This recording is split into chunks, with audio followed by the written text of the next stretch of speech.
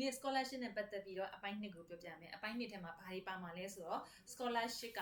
ဘယ်လိုပုံစံမျိုး scholarship တွေရှိလဲဆိုတဲ့ဟာမျိုးအဲ့လိုမျိုးတွေသိသွားပြီဆိုရင်ကိုက scholarship လျှောက်တဲ့အခါမှာဘာတွေလိုအပ်တယ်လဲဘယ်လိုတွေရှာရမလဲဆိုတဲ့ဟာမျိုးတွေ cover ဖြစ်တယ်ပေါ့နော်အဲ့တော့ပထမတစ်ခုပြောချင်တဲ့ဟာ scholarship က scholarship ဆိုတဲ့ခေါင်းစဉ်အောက်မှာ2မျိုးရှိတယ်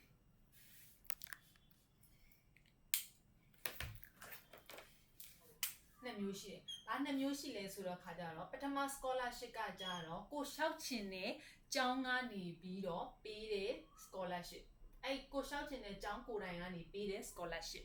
နောက်တစ်ခုကကြတော့ကိုလျှောက်ချင်တဲ့ကျောင်းတွေကို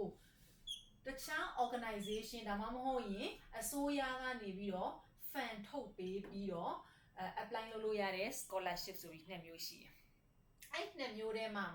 ပထမတစ်မျိုး scholarship ကိုပြောမယ်နော်ပထမတစ်မျိုး scholarship မှာထပ်ပြီးတော့2ခုထပ်ခွဲပြရမှာအဲ့တော့ဒါအကြောင်းကိုယ်တိုင်သူကိုယ်တိုင်ပဲ organization ရဲ့အထောက်ပံ့မှာမပါဘဲနဲ့ပေးတဲ့ scholarship အဲ့ဒီမှာ2မျိုးထပ်ခွဲတယ်ပထမတစ်မျိုးကကြတော့ဟုတ်ပြီမင်းငါတို့ရဲ့ university ကိုလာပြီးတော့ admission ဝင်ဖြေမယ်မင်းအောင်သွားပြီဟုတ်တယ်အောင်သွားပြီထားလိုက်အောင်သွားပြီဆိုရင်မင်းကိုမင်းရဲ့ country ကနေပြီးတော့ပတ်စံပေးပြီးတော့ငါတို့ကျောင်းကိုလာတက်ခိုင်းပါလားဒါမှမဟုတ်ရင်မင်းတက်နေတဲ့ university ကနေပြီးတော့မင်းကိုငွေကုန်ခံပြီးတော့ငါတို့ကျောင်းမှာပညာလာသင်ပေးမှာပညာလာသင်ခွင့်ပေးမှာလားဆိုတဲ့ scholarship အဲ့ scholarship အဲ့တော့နောက်တစ်ခုကကြတော့အဲ့ဒီကျောင်းကနေပြီးတော့ fund ပေးမယ်မင်းငါတို့ကျောင်းမှာဝင်ခွင့်ရသွားပြီဝင်ခွင့်ရသွားတာဖြစ်တဲ့အတွက်ငါတို့ကျောင်းကနေမင်းကို fund အပြည့်ပေးပြီးတော့ပညာလာသင်ခိုင်းမယ်ဆိုပြီးတော့ပေးတဲ့ scholarshipဒီကျောင်းကိုယ်တိုင်ကနေပေးတဲ့ scholarship မှာ2မျိုးထပ်ခွဲတာเนาะရသွားရင်ရသွားပြီဝင်ခွင့်ရသွားတာမှာမင်းနိုင်ငံကနေပေးမှလားမင်း university ကနေပြီးတော့ကုန်ကျစရိတ်တွေပေးမှလားအဲ့ဒါဆိုငါတို့ကျောင်းမှာလာပြီးတော့ပညာသင်လို့ရတယ်ဆိုတဲ့ scholarship နောက်တစ်ခုကကြတော့ငါတို့ကျောင်းကနေမင်းကိုအပြည့်အဝ fund ပေးမယ်ငါတို့ကျောင်းမှာမင်းစာလာသင်ဆိုတဲ့ scholarship အဲ့တခုဒါ university ကိုယ်တိုင်ပေးတဲ့ scholarshipဒီဒုတိယ scholarship ကကြတော့ तू ကထပ်မခွဲတော့ဒါပဲ။ဘာလဲဆိုတော့တခြား organization ဒါမှမဟုတ်သက်ဆိုင်ရာအစိုးရကနေပြီးတော့တက္ကသိုလ်တွေကို sponsor လမ်းပေးထားတာ fund ထုတ်ပေးထားတာအဲ့ဒီထဲမှာအဲ့တက္ကသိုလ်တွေကနေပြီးတော့ candidates တွေကိုငါတို့ကျောင်းမှာတော့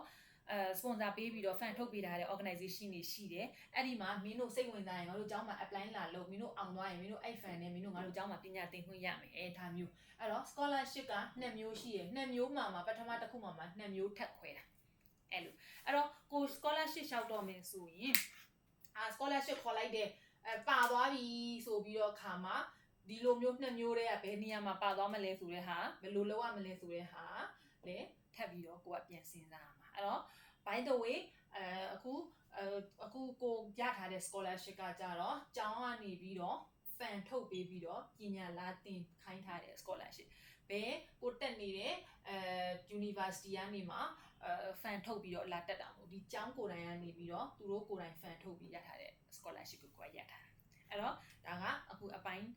နည်းနည်းလေးရှိသွားမှာဆိုလို့စိတ်ဝင်စားမှုညော့သွားမှာဆိုလို့အခုနောက်ထပ်ဒီ channel ပတ်သက်ပြီးတော့အပိုင်း3မှာထပ်ပြောမယ်အဲ့တော့ဒါ scholarship ခွဲထားတဲ့အသေးစိတ်2ခု bye bye